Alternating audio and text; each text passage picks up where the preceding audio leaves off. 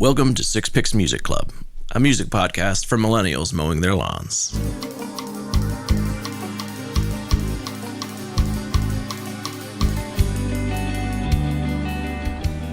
What's up, everybody? I'm Dave, and I'm here with my buddies Geoff. Hey there. And Russ. How you doing? And each week we pick 2 songs around a theme, and because there's 3 of us, conventional math gets us to 6. But before we get the doors open to the club, we need a password for the week. Who's got the password, guys? Is it wham, bam, eat some yams? That's right. Yams are on the menu tonight. Everybody scoot in. It's a small clubhouse for the time being. Let's get into the corners. Thanks for joining us. We've got news of the week. We've got Crying in Your Car to Blink-182 songs. For first-time listeners, which is literally everyone at this point, we're going to discuss a playlist of 6 songs that fit our theme. Seeing that this is our debut episode, we thought it would be cool to give you our top 6 debut singles. And just to give you a little bit of background on how we've been doing this podcast, we've been recording for a couple of months now. This is our first one, and the news is probably going to be a little bit stale. So you probably already know all these things that have happened. And I don't even know if this first couple we talk about is even still a couple. So we'll just have to see how it goes. And Happy New Year to everyone. You officially made it through the holiday season and without murdering your families.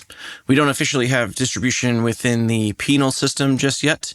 We're still working on a sponsor there, but we're pretty confident you're okay. Yeah, or they just haven't caught you yet. So maybe keep laying low and listen to these first 4 episodes.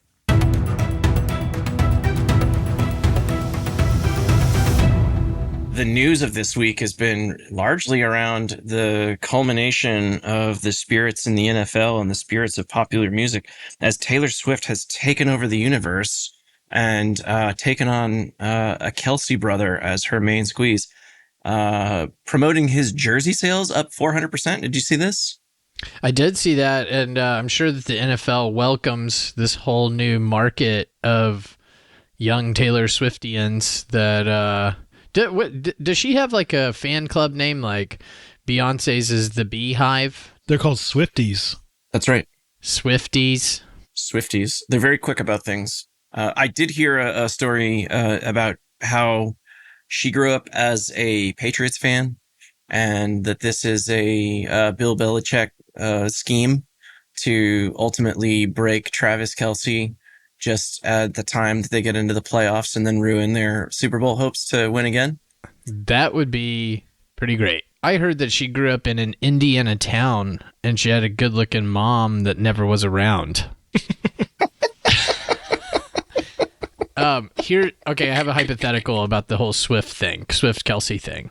If the American public found out that it was actually a love triangle involving Jason Kelce, Travis Kelce, and Taylor Swift. So it was all 3 of them, 2 brothers, and they all loved each other.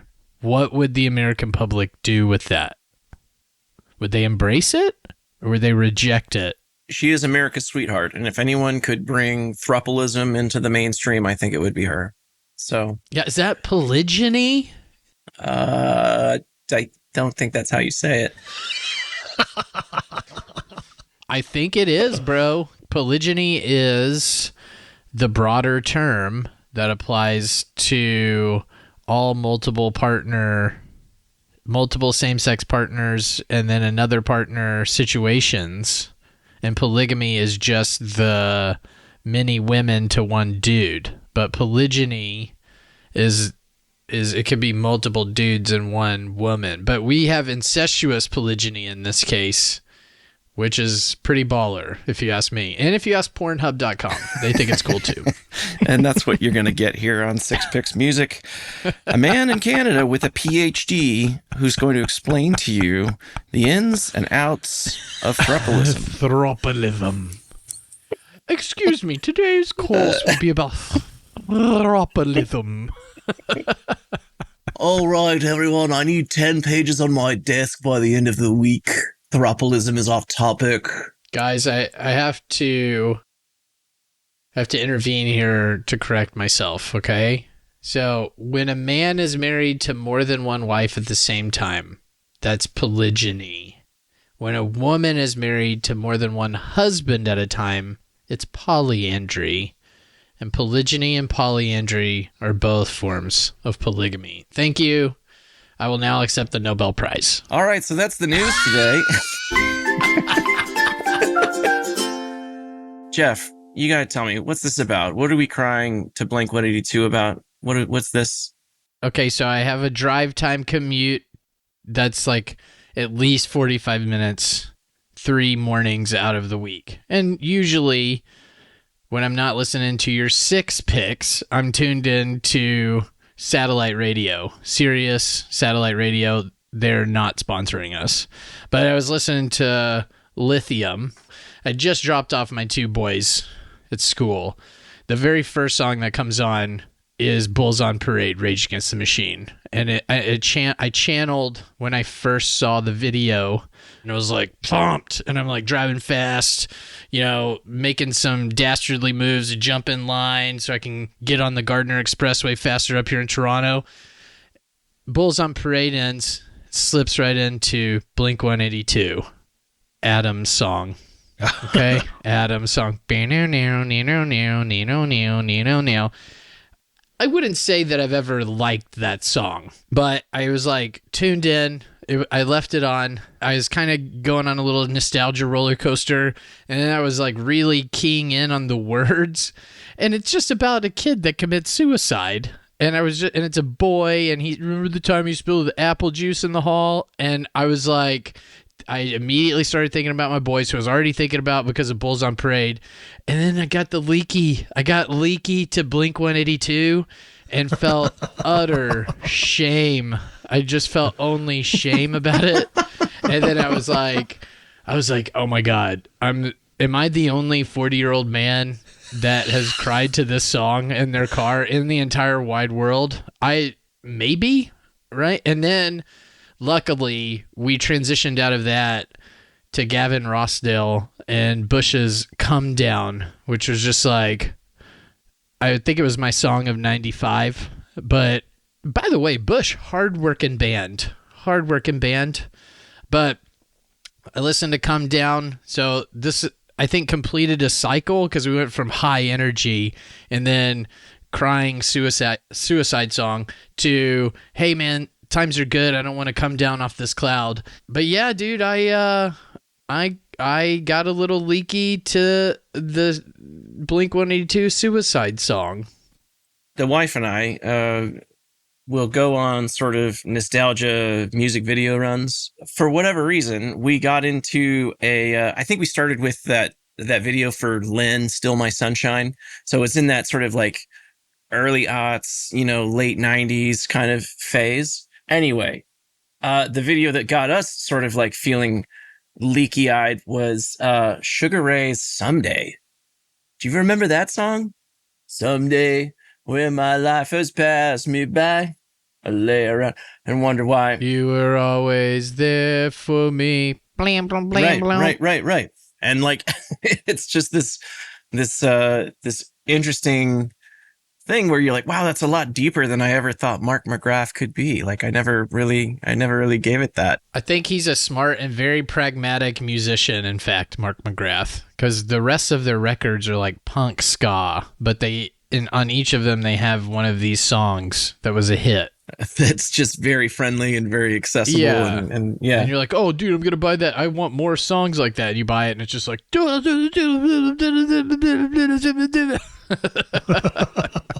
Did you guys emo bang right after you watched that video? Did you have a weepy HJ? Oh, weepy HJ. That's... Oh, yeah. No. gold. No, she went to bed and I just like emo baited. I just like cried and yanked myself. All right, cool. That's our segment on Geoff's commute.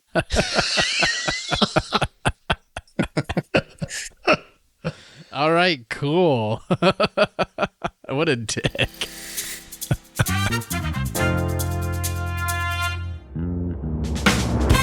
Every episode, we're going to talk about 6 songs, each of us bringing 2 to the table, matching a theme for us to listen to and then talk about. And this week's theme we picked singles from debut records that we thought were awesome. And of our 2 selections, we picked one old and one new song, meaning, one from current generation and then one from millions of years, Stone Age, old farts like us. Except for me, who picked one in 2014, and that was my old one. Well, you've just broken all the rules, so it's fine. Well, it's what are rules really, except for things to break? Okay, Do you guys want to dive in? let's go. Geoff, you did pick out a couple of great songs. I think you should kick us off this week. Did you want to go with your old song or your new song to start? I'll talk my old song first, and what I try to do when I imagine a debut single and greatness is that it's hitting the world, and the world must be like, what is this? Like, how is this happening? Right? And I imagine that's what people did the first time they heard Jackson 5's I Want You Back.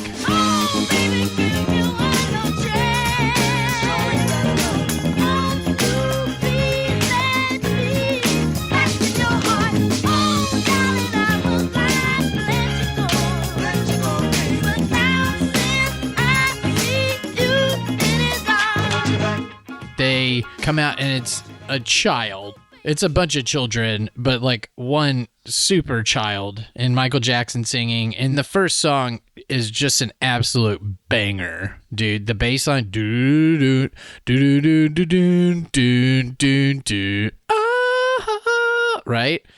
And I mean, just in the pantheon of songs that give me unmitigated joy. This is up there. This is a Mount Rushmore of joy songs for me. If I hear it on at a party, I have to dance to it. If I'm getting sleepy, I'll wake up. Right? If there's an opportunity to sing it, I will belt. And I imagine that in the kind of disco-soaked era that it emerged from, that it was like the mid-70s, that people... Was it the mid-70s? I actually don't really know the year it came out. Russ? 69. Shut up. Oh, wait, 1969. What's even going on? Everything's going on. But it's like acid rock and this kid band that is funky and kicking ass. How old was Michael Jackson at this point? Do you know? Are you looking at it? No, I'm not looking at it. I was just wondering.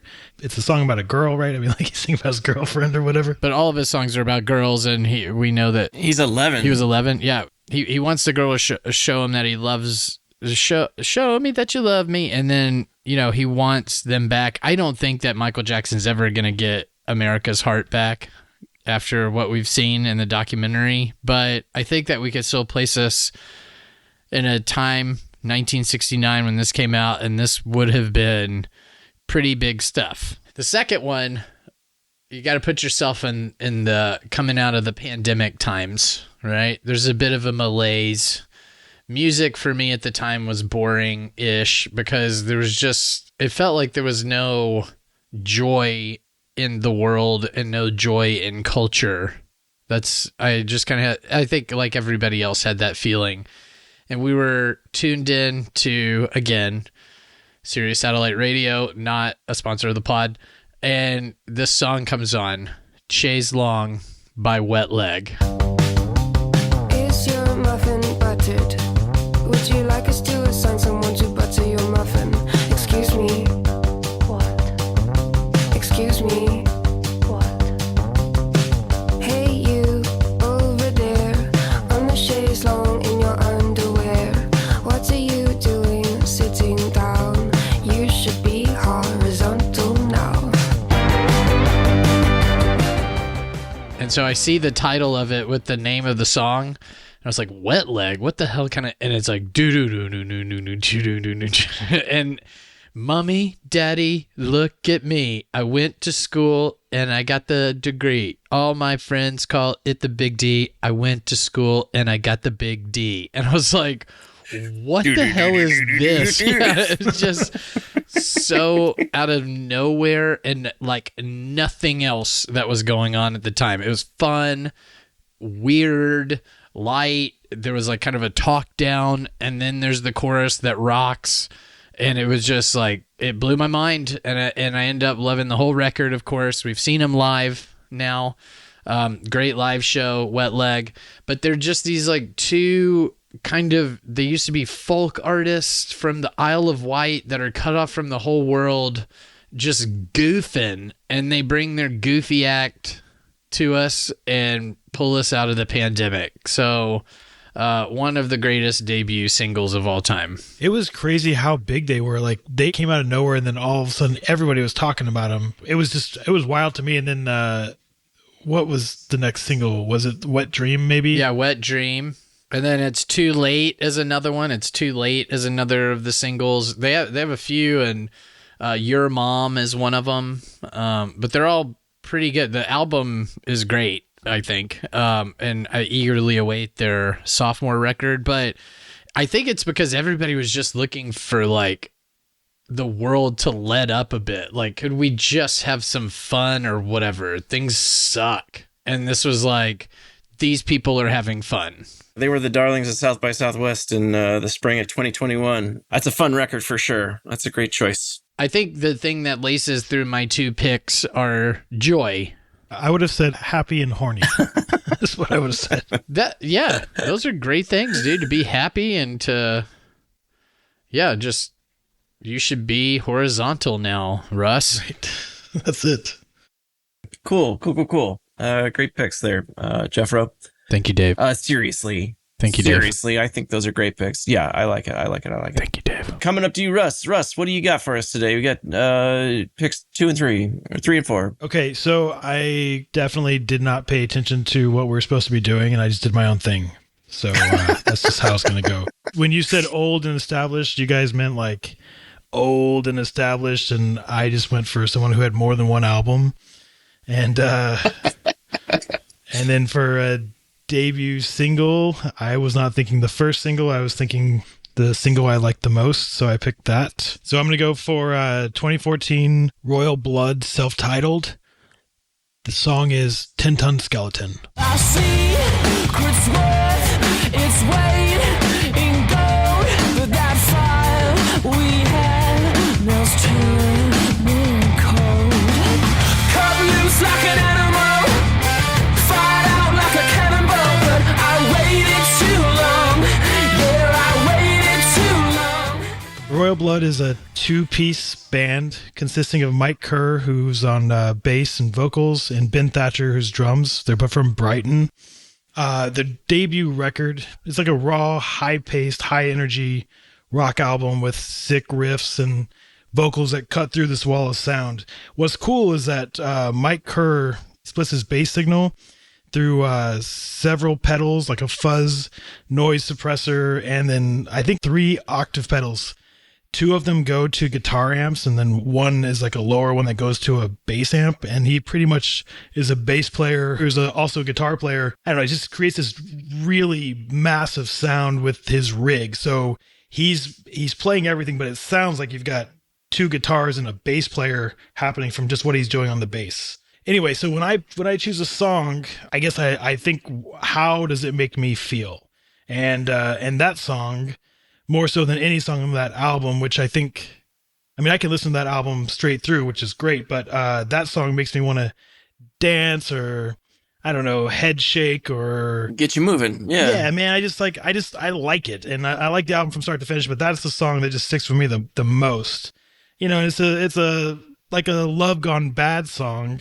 And, you know, the narrator doing heroin, so or some kind of injection drug, I don't know. Yeah, I listened to it for the first time in the van today on the commute back. You know, I was banging to it a bit. It's a banger, you know, and made me want to drive fast and make some passes. And yeah, man, it's strong. I'd like to listen to the rest of their offerings. My second one is off of the Dead Poets Society album, their debut album from 2021. It's a symbol album, a hyphen, an exclamation point, and another hyphen. But I'm just going to call it the exclamation album. This is In Too Deep. All of my friends are starting their lives while I'm working, I'm trying to stay alive. I heard my boy just bought his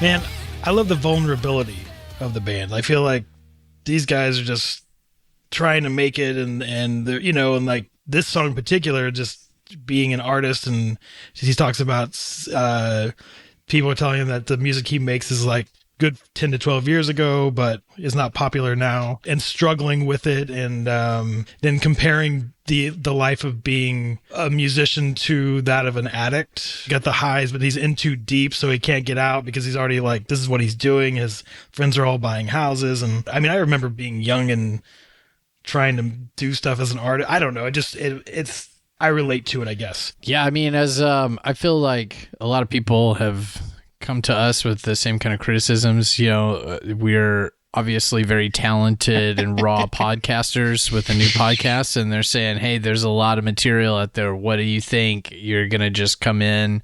And when I was listening to this song, I did that resonated with me as a talented but raw podcaster. It's a massive weight. I feel like there's a theme we've kind of touched on a little bit in kind of just other conversations, talking about how there's the chip on our shoulder kind of approach to things, like, oh, people say that we're no good, or like our music is good for us, but it's not good for everyone else kind of thing. There's another track on the record, I think, where it's a recording of the dude playing a song, or after he played a song for a lady friend or something, and she says, yeah, it's like, it's a good song. Like, it sounds like one of your songs, but they all sound the same. They're all like this. It's like you start real heavy and then you get real soft, and then it's like, and then, but it's good for you. It's just like, oh man, is there anything that hurts more than the criticism? Like if you play a song for somebody and they go, I don't know, that band, all their music sounds the same to me. That's the ultimate like diss to me.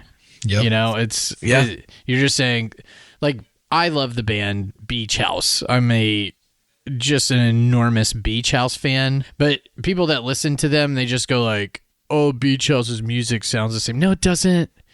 You dumb, uncultured, blocks for ears moron, like just be open. No, I had tickets to a Beach House show, and I asked my wife, hey, do you want to go to this show? And she's like, who is it? It's Beach House. She's like, I can sleep at home for free. Like, yeah, all right, cool. I'll take someone else. Brutal. I know. It's like, all right. It's a little slow. But this Dead Poets Society is definitely not slow, Russ. I would say they are rock and roll. So these guys have been putting out music for 8 years. They've got singles dating back forever, but this was their first album. So I struggled with finding the debut single for this one, because there are songs on this album that came out in the 2010s somewhere, like American Blood I was thinking about doing, but came out in 2018. So this was the actual first single for this album. I actually followed the rules this time. No, you didn't. All right. So is there a theme connecting your songs there, Russ, other than just being like fucking rock songs? Heroin. Yeah. Feel like connects a lot of them. Love heroin. Also, vocals are somewhat similar, though I think Dead Poet Society, his vocals are just, the range is incredible. It's another world. There's that breakdown where his voice is already high, and then he's singing like falsetto. I think it should be called, in his case, true setto. There's nothing false about it for me, guys. Hell yeah, thanks. No, they were new to me, so it's good to get a new one in the list. All right, so for the songs I picked, I went way back in the Wayback Machine. There was a little bit of fudging the numbers on some of these. The first pick I have is a Crosby, Stills, Nash track off of their self-titled debut record, Crosby, Stills, Nash. The first single off of that record is technically the Marrakesh Express. Well, that track wasn't released until like 4 months after the record came out. So they released the record, and then 4 months later, they released a single. And so I kind of feel like the first track off the record, Sweet Judy Blue Eyes, is the first song that people heard off of this record because it was the first song on the record. And then they did release it as a single later. So I'm going to say... I mean, you know how I feel about these single rules and when and how you pick them. Yeah, that you just shouldn't follow any of them to the point of disorder is the way you feel about it. Yeah, we know that. I'm ready to discuss either song. Just do it. Okay. It's Sweet Judy Blue Eyes. Don't let the past remind us of what we are not now. I am not dreaming.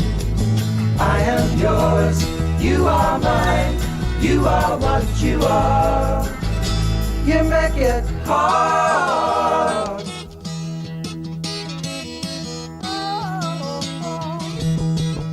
Sweet Judy Blue Eyes is such a great song. This album also came out in 1969, very different from the Jackson 5. Crosby, Stills, Nash is an early kind of folk rock supergroup of David Crosby, Graham Nash, and Stephen Stills, all coming from other bands.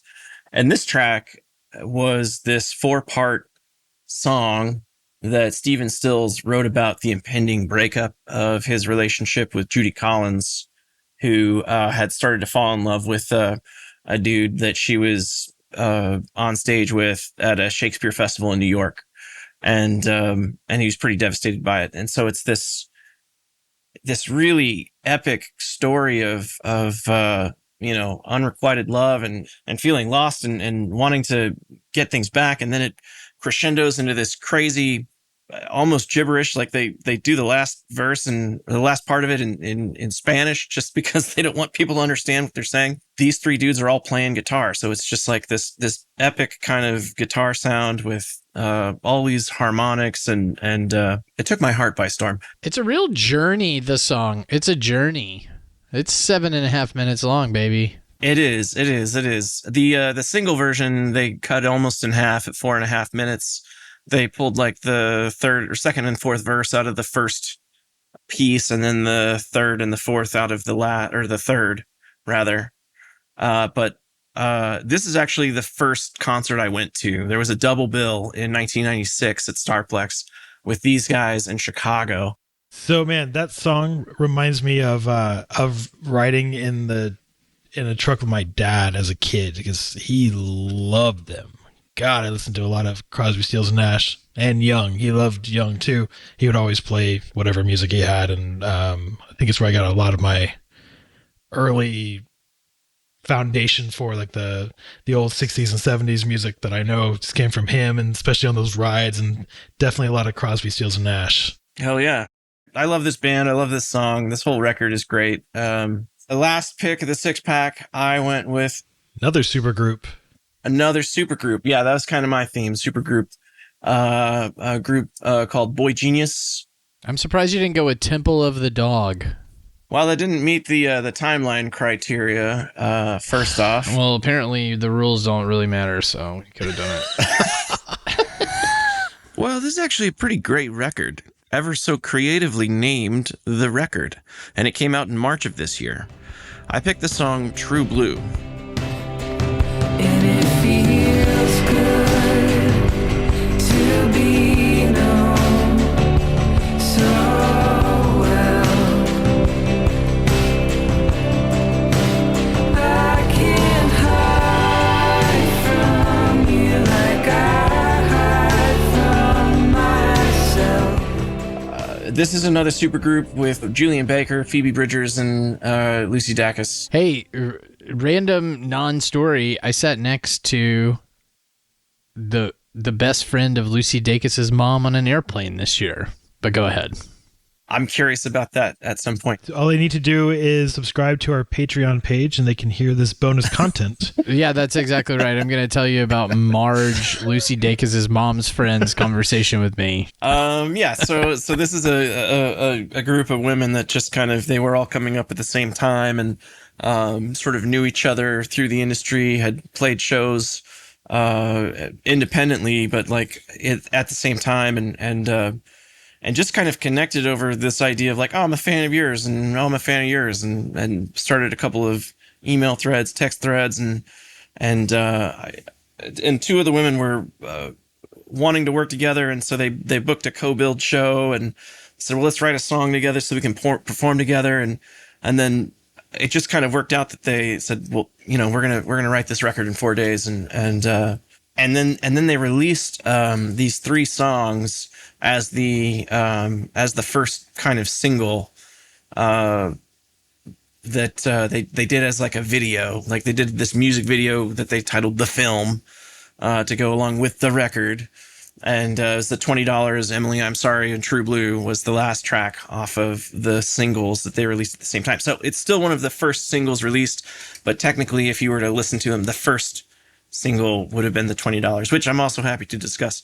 But True Blue is a track that I think is particularly relevant to this band because it's a track about just about real, pure, love and affection for someone that, doesn't necessarily have to be romantic love. It can be just platonic. It can be like friends that you see and you can be yourself around and just have honest, real connections with. And the way that they weave their different song writing styles together is pretty fantastic. And, you would listen to this record and think, it doesn't sound like any one of them individually. It's this whole amalgamation of all of their talents kind of pulled together. And I think it's pretty kick-ass. So that's why I picked it. So do they write? Are they like a collective? How do they decide who's singing? And then like who, it feels like they're just writing the songs together and then they assign one of them, because they're all singer-songwriters. They're 3 singer-songwriters in the same group. Their initial approach was they each brought a song that was finished and they brought a song that was unfinished. And so they would play that finished song and let the others kind of like fill in where they felt it was appropriate. And the one that was unfinished, they worked on together and they fleshed out to be a fully realized idea. It sounds like a very clever and structured project. Yeah. And, connecting them even back to Crosby, Stills, Nash, they did it like a pictorial homage to the CSN cover for their first EP. So the cover of their EP is... that's what you did. The 3 of them kind of sat on the porch in a very similar pose there. I see. Dave did a lot of thinking on the toilet for his 2 picks. Like he was making a lot of connections in the bathroom. There was like yarn connecting different things, he was having like aha moments. He's circle on David Crosby's head in red ink. He's all the way going. Connecting it to Phoebe Bridgers. His beautiful mustache connecting out to everybody. I lost 8 pounds, like shitting the liquid out of my butthole for the last 2 days. You guys don't understand. It's like literally 8 pounds lighter. Dude, congratulations. I know. It's like a huge thing. You should come over here and spit in my mouth. Oh my God. Do some of that. Yeah, Phoebe Bridgers has a funny radio program called Saddest Factory Radio. So if you say it all together, it's Satisfactory Radio. Which That's awesome. I think is funny. But overall, I wouldn't say that I'm the greatest big fan of that style of music, the kind of like folk thing, but she's definitely like kind of punk as fuck at the same time and kind of cool. And so I'm a big Phoebe Bridgers herself fan. The other 2 I know less well. I know some of Lucy Dacus's music, but the Boy Genius project certainly has a great deal of fanfare. People, they're like the big thing, man. Like this is a super group that's really flying high. Well, that's going to do it for us this week at 6 Picks Music. Click the Spotify link in the show notes to dive deeper into all the songs we talked about today, and let us know in the chat what your favorites were. Join us next week where we get under the covers talking about songs we love and the artists that also love them enough to make their own version. It's a 3-way love affair. Hit the like and subscribe buttons to stay up to date on all our new episodes. We want to thank our producer, Jenny Talia, our editor, Craven Moorhead, and special thanks to Dixie Recht for making sure that all of our craft services were taken care of today. You guys take care and keep jamming.